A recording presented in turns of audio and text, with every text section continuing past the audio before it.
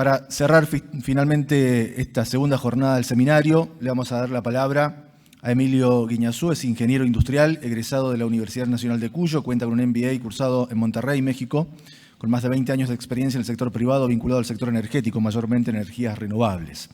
Desde el año 2016 al 2020 se desempeñó como subsecretario de Energía y Minería de nuestra provincia de Mendoza y desde el año 2020 a la fecha se desempeña como gerente de Potasio Río Colorado. Para ello también nos va a compartir la experiencia de lo que significa estar al frente de Potasio Río Colorado. Va a moderar Alejandro Gallego, presidente de AISAM y director de la filial Cuyo de ASAP. Lo recibimos con un fuerte aplauso, por favor.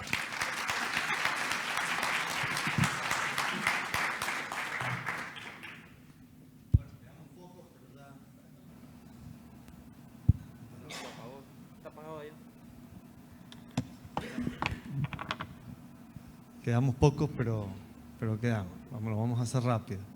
Quiero decir algo que no va a decir Emilio.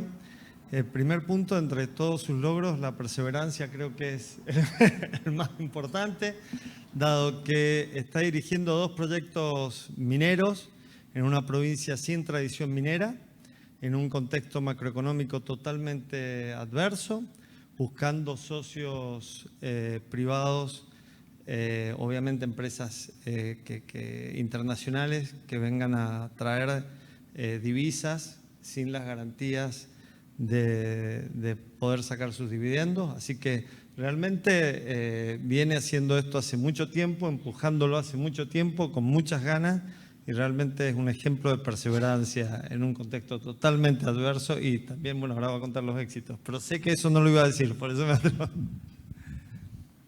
Bueno, muchas gracias. Como mencionaron, yo tengo un historial muy largo, digamos, desgraciadamente ya. Mis historias son largas. En el tema de energías renovables, con lo cual la verdad que me pareció súper interesante la presentación de recién. Es un área donde tenemos muchísimo campo para desarrollarnos y si lo hacemos bien, realmente probablemente esa termine siendo un motor de crecimiento para la Argentina y un aporte que la Argentina le puede hacer al mundo en este proceso tan complejo como es la transición energética. El tema que nos trae hoy día no está relacionado específicamente con energía, pero sí está relacionado por ahí con otros temas que hoy nos afectan en el día a día, que es justamente cómo hacemos para traer inversiones a la Argentina en un momento en donde las condiciones por ahí no son las ideales. Les comento un poquito del proyecto de Potasio Río Colorado. Potasio Río Colorado es un gran proyecto minero. Es un proyecto que fue desarrollado en la década del 80, se descubre entre comillas por accidente, haciendo perforaciones petroleras, comenzaron a atravesar capas de sal, a alguien se le ocurrió analizar qué había dentro de esa sal y de golpe descubrieron que había una enorme cantidad de cloruro de potasio. El cloruro de potasio, para la que no lo sepan, es uno de los 3 principales macronutrientes, digamos, de todo tipo de agricultura. O sea, el mundo, en definitiva, come muchas cosas, pero lo que come es potasio, nitrógeno y fósforo, que son los 3 minerales que hay que estar permanentemente reponiendo para lograr mantener las productividades necesarias para poder alimentar al mundo. Los principales consumidores de potasio del mundo son China, India, Brasil, Estados Unidos, que son los principales productores de alimentos. Y en el caso de Argentina, los suelos argentinos tienen una particularidad, que son naturalmente ricos en potasio, con lo cual lo que nosotros tenemos que aportar fundamentalmente es nitrógeno, que lo sacamos del gas. Pero, obviamente, la agricultura intensiva, la cual estamos haciendo y vamos a seguir haciendo, ya hace que haya que empezar a reponer potasio y, según el INTA, en la próxima década vamos a tener un consumo de alrededor de 1 millón de toneladas por año de potasio adentro del país, con lo cual se empieza a transformar también para la Argentina en un recurso de carácter crítico. ¿Por qué es crítico? Y el mundo lo sufrió en carne propia estos últimos tiempos, ¿no? Porque los principales productores de potasio del mundo son 3, Canadá, Rusia y Bielorrusia. Con lo cual el 60% de la oferta de mercado de potasio se vio gravemente interferida por la guerra en Europa. Eso hizo que los precios del potasio salieran de los $300 la tonelada, como venían, a llegar a casi $1.200 la tonelada en los últimos 6 meses. Después, obviamente, eso se comenzó a normalizar, los mercados se reacomodan, el potasio ruso va para China, se empieza a reacomodar la dinámica del mercado, pero claramente es muy difícil que el potasio vuelva a tener los niveles de precio de la preguerra. enorme llamado de atención, un mundo con un potasio arriba de $800, un mundo que se muere de hambre, o sea, no se puede pagar. O sea, el potasio necesario para mantener las productividades de alimentos que el mundo necesita con esos niveles de precio en los fertilizantes significa que muchos países se quedan sin producir alimentos, como pasó en África fundamentalmente y en algunos países de Asia durante el año 2022. Tema gravísimo. Es terrible decir que una crisis de esta naturaleza generó una oportunidad, pero objetivamente a Argentina le generó una oportunidad porque un proyecto enorme como es Potasio Río Colorado, que tiene más de 300 millones de toneladas de reservas comprobadas, estaba sin poder explotarse. ¿Por qué no se podía explotar? Como comenté, el proyecto se desarrolló en los años 80, pasó por manos de diferentes mineras, lo cual es un ciclo normal en la minería. Es muy raro que una minera que encuentra un proyecto lo termine desarrollando. Son eslabones muy diferentes de la cadena de valor de la minería y cada eslabón tiene un tipo de empresa especializada. Las grandes productoras mineras son las major, no son muchas en el mundo las que cuentan con el capital necesario para abordar proyectos que superan los 3.000, 4.000 millones de dólares. Y el índice de mortalidad entre los proyectos, desde que se descubren hasta que se transforman en mina, es más de 100 a 1. O sea que solamente el 1% de los proyectos mineros que se descubre se transforma en mina, por lo cual hay muchísimas empresas de exploración que invierten pequeños montos de capital, que le van agregando valor a los proyectos y lo van vendiendo a empresas con mayor capacidad financiera que lo van desarrollando hasta la siguiente etapa, hasta que el proyecto en definitiva, 1 de cada 100, con suerte, y en términos que a veces superan las décadas, se transforman en minas. En el caso de Potasio Río Colorado, el proyecto pasó por Minera TEA, que fue la que la descubrió, pasó por Río Tinto, una gran minera australiana muy fuerte, muy potente, que se lo vende a la Vale do Río Roce, la Vale do Río Doce, una de las principales empresas mineras del mundo, con una potencia y una función cuasi estratégica dentro de Brasil, y medio que por mandato geopolítico, y siendo Brasil el segundo o tercer principal consumidor de potasio del mundo, se lanzaron a desarrollar este proyecto, transformándolo en un megaproyecto, un proyecto que estaba destinado a producir 4,5 millones de toneladas por año.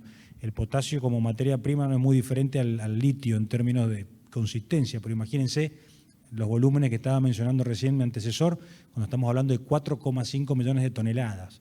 Era un proyecto que no solamente tenía la mina, tenía un ferrocarril de uso exclusivo de casi 800 kilómetros, de los cuales 500 kilómetros eran ferrovías nuevas, y un puerto de uso exclusivo en Bahía Blanca, con una inversión total de 6.500 millones de dólares.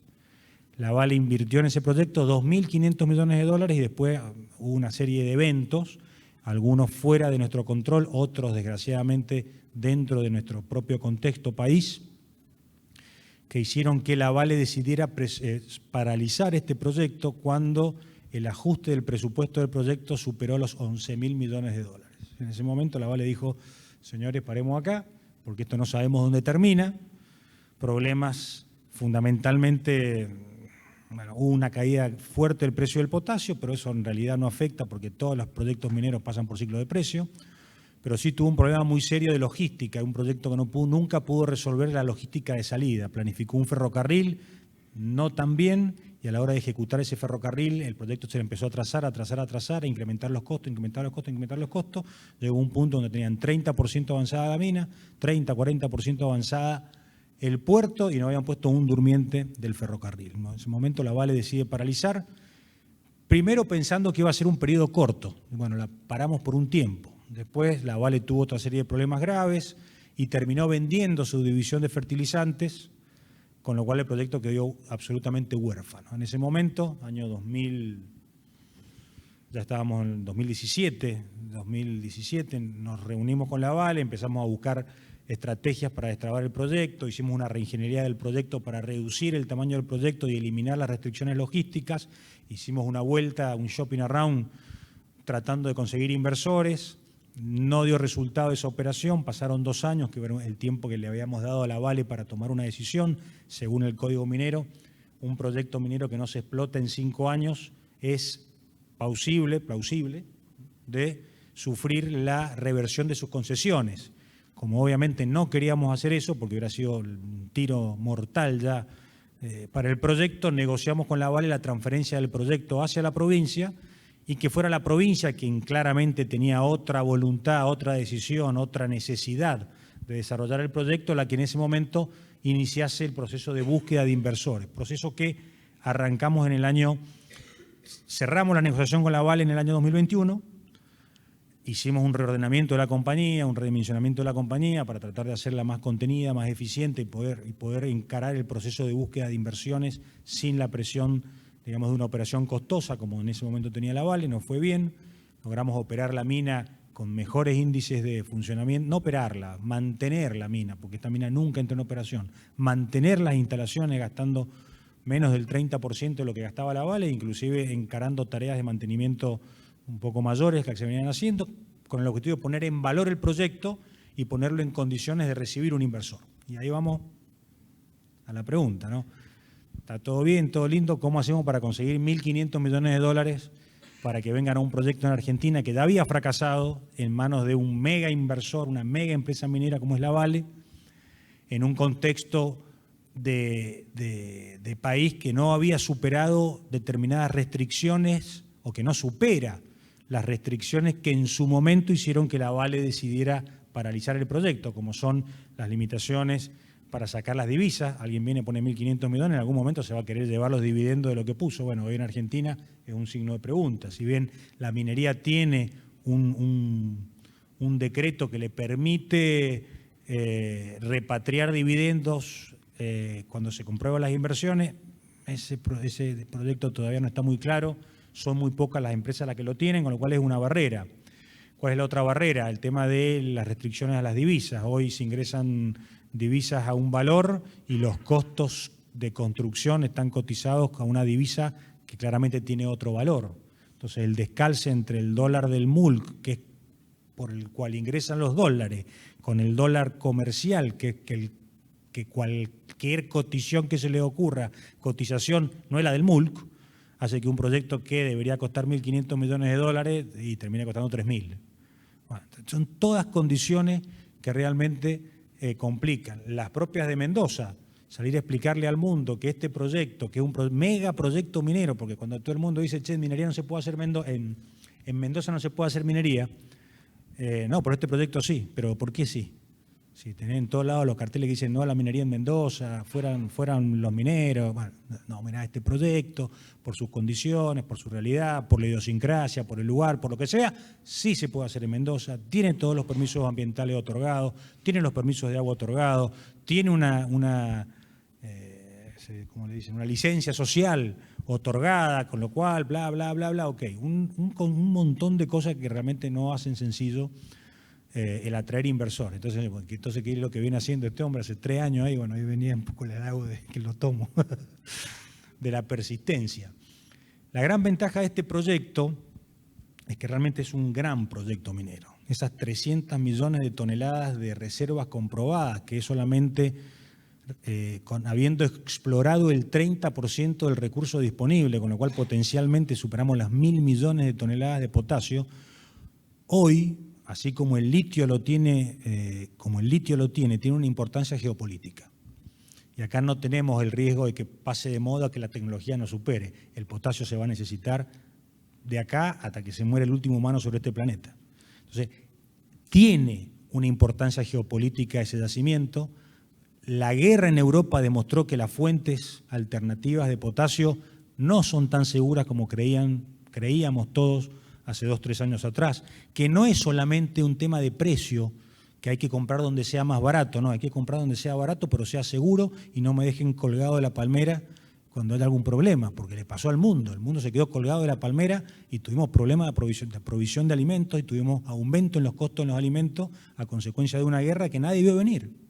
Puede pasar de vuelta, y si pasó el año pasado, seguro que puede pasar de vuelta, y puede empeorar la guerra en que estamos. Entonces, esa importancia geopolítica del proyecto realmente le da un peso que nos permite a nosotros vender un proyecto a muy largo plazo, y cuando me refiero a muy largo plazo no es que se vaya a ejecutar dentro de 50 años, sino que el proyecto que se comience a ejecutar tiene una vida útil y nosotros hablamos de 50 años porque hablar de más de 50 años ya pierde sentido. En términos de cualquier evaluación económica que ustedes hacen, saben que cualquier cosa que se descuenta a más del 10% en 10 años no tiene valor. Entonces, acá ponerle la tasa de descuento que quiera, tenemos 100 años de reservas para explotar de un producto que tiene valor. ¿Cuál es la importancia de Potasio Río Colorado? Para que ustedes tengan una idea, si ese proyecto hubiera estado en funcionamiento, solamente la producción de ese proyecto hubiera duplicado la totalidad de las exportaciones mineras de la Argentina. Todas las minas juntas de Argentina, de oro, de cobre, de litio, de carbón, de lo que sea, no hubieran sumado en su conjunto el volumen de exportaciones que hubiera tenido el proyecto de Potasio Río Colorado. ¿Qué significa para Mendoza? Si ese proyecto hubiera estado en funcionamiento, solamente ese proyecto hubiera más que duplicado la totalidad de las exportaciones de la provincia de Mendoza, toda junta. Todo el vino, todo lo que podemos exportar hubiera sido menos de la mitad de lo que hubiera exportado el proyecto de Potasio Río Colorado de estar funcionando. Por eso, el trabajo que nos hemos tomado en rescatarlo, el trabajo que nos hemos tomado en ponerlo en valor y el trabajo que nos estamos tomando para conseguir un inversor que, si Dios quiere, y no seguimos dando malas noticias, porque la verdad que ha sido una aventura desde hace 7, 8 meses atrás que lanzamos este proceso en Canadá en ocasión de la PIDA, que es la feria minera más importante del mundo. Bueno, la sucesión de noticias en Argentina realmente no han sido las más alentadoras para atraer inversiones. Pero en definitiva ahí vamos, llevamos un proceso adelante, creo que lo vamos a terminar bien y en 60 días el compromiso que tenemos de poder ya... Hoy tenemos 3 ofertas, ese es un tema que ya superamos, digamos, la etapa del reach out, que es donde buscamos los potenciales interesados.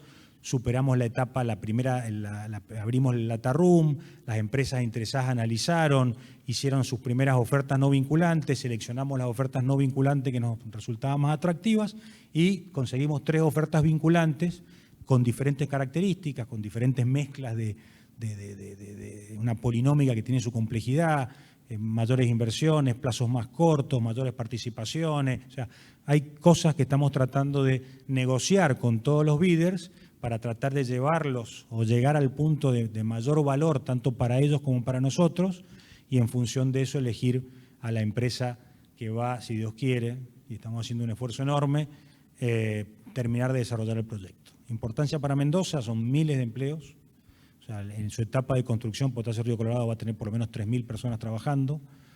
En su etapa de operación van a ser unas 500, 600 personas trabajando con esos niveles de facturación que le estaba comentando. Y vuelvo a un punto, el proyecto lo redimensionamos, por lo menos para la primera etapa, y lo bajamos de 4,5 millones de toneladas a 1,5 millones de toneladas en función de la infraestructura existente y las restricciones logísticas.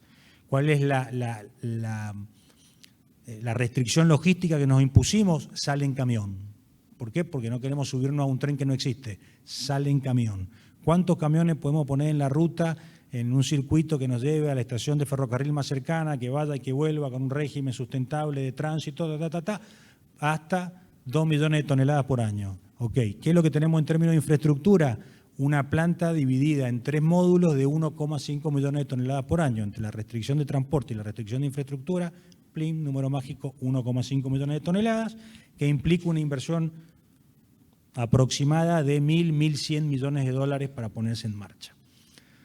Tiempo de ejecución del proyecto, una vez firmado el contrato y alcanzadas las condiciones del closing, aproximadamente 1 año entre reingeniería, planificación y calificación de proveedores y contratos. Acá hay mucho que soldar, mucha tierra que mover, mucho hormigón que colocar, mucha maquinaria que instalar. 1 año, que es un tiempo bastante ajustado para un proyecto de este tamaño. 2 años de construcción y probablemente 1 año que empieza ya a jugar en el límite de lo que es construcción y operación, que es todo lo que es el inicio de la operación de minado.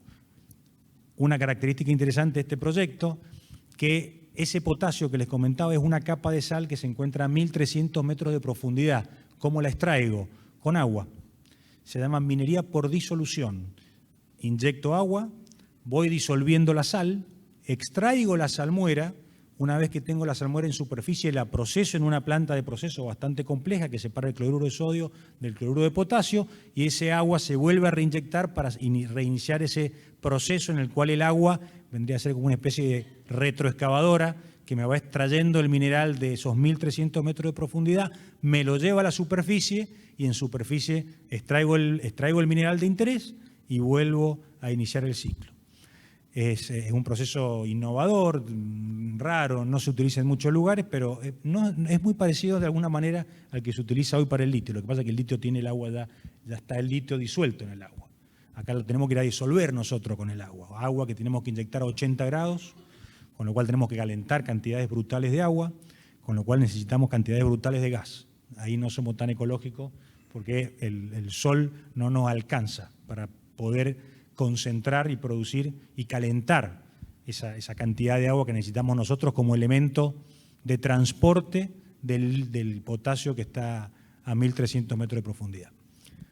Un rápido pantallazo, es un proyecto súper interesante para la provincia de Mendoza, que si logramos ponerlo en marcha definitivamente va a ser un antes y un después, digamos como han sido los 3 o 4 grandes proyectos económicos de la provincia. Y si Dios quiere, esto nos va a ayudar a extrabar el siguiente proyecto importante que tiene Mendoza, que es la minería en términos generales. Y ahí sí agrego una fichita en el tema de energías limpias y transición. Se habla mucho del litio como uno de los minerales críticos para la transición energética, pero el otro mineral crítico, que es menos glamoroso hoy día, es el cobre.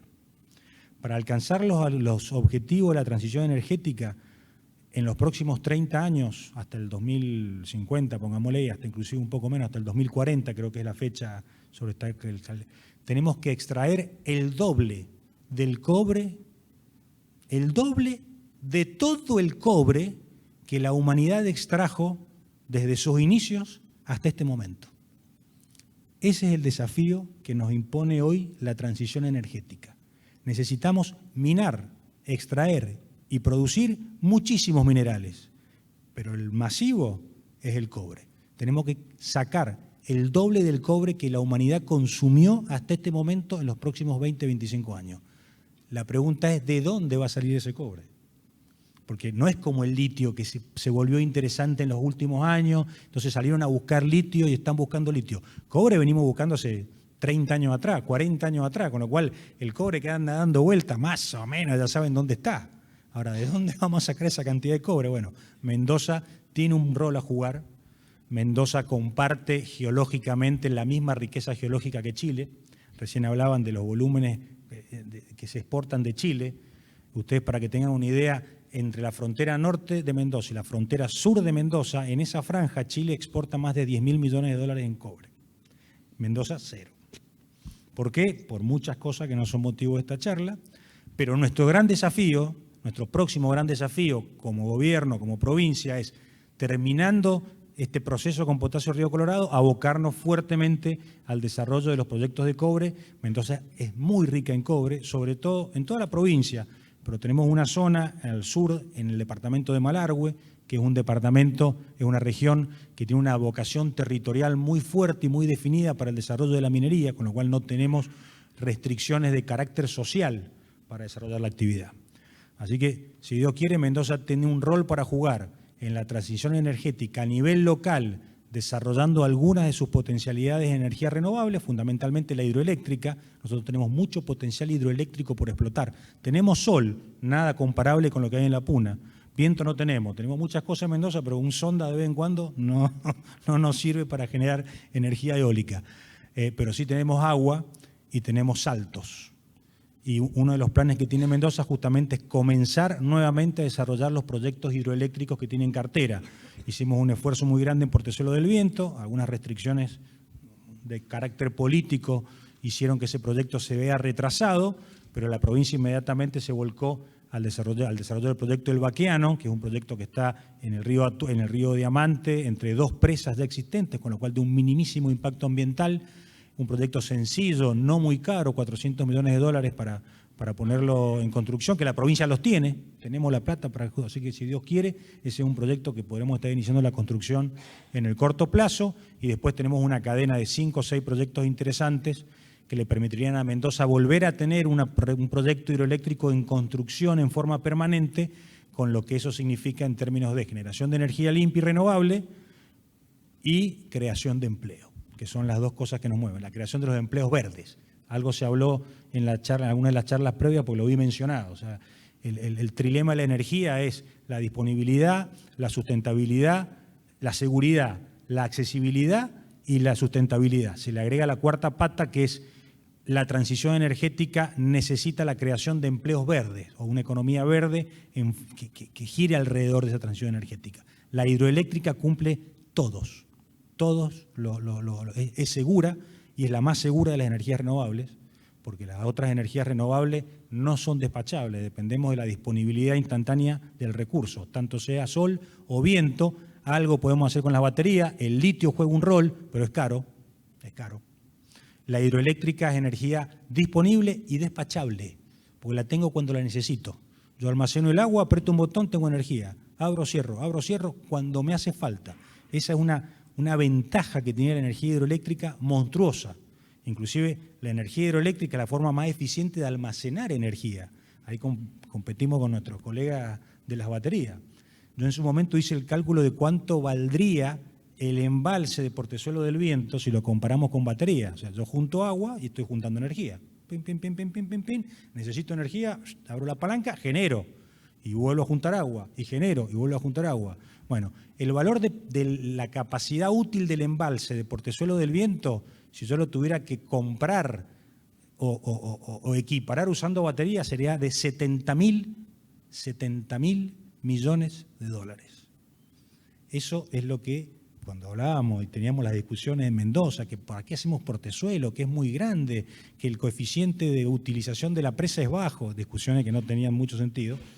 Decía, justamente el valor de Portezuelo está en la capacidad de almacenar la energía, más allá de las turbinas que le pongamos, almacenar energía. Cuando yo tengo energía disponible en el sistema, cierro la válvula y subo el nivel de embalse. Cuando me hace falta energía en el sistema, bajo la válvula y genero. Tengo sol, tengo viento, guardo el agua. Es de noche, bajo el viento, suelto el agua. Entonces, esa capacidad no la tiene absolutamente ninguna otra fuente renovable. Mendoza la tiene y la tiene que explotar y tenemos un plan concreto y financiado para hacerlo, lo cual es muy bueno y estoy seguro nos va a traer enormes beneficios. Un poquito de potasio, un poquito de energía renovable, un poquito de cobre, que es súper importante, y un poquito de energía renovable. Muchas gracias.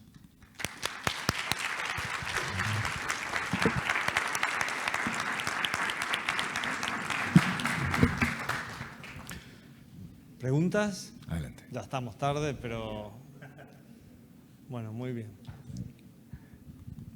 Bien, si no hay inquietudes, consultas, agradecemos la presencia de Alejandro Gallego, por supuesto también al gerente de Potasio Río Colorado, Emilio Guiñazú. Muchísimas gracias por su espacio, por sus palabras.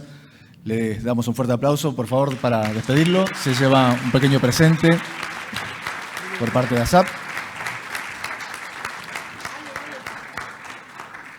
Ahí está. Bueno, muchísimas gracias, Alejandro. Muchísimas gracias, Emilio.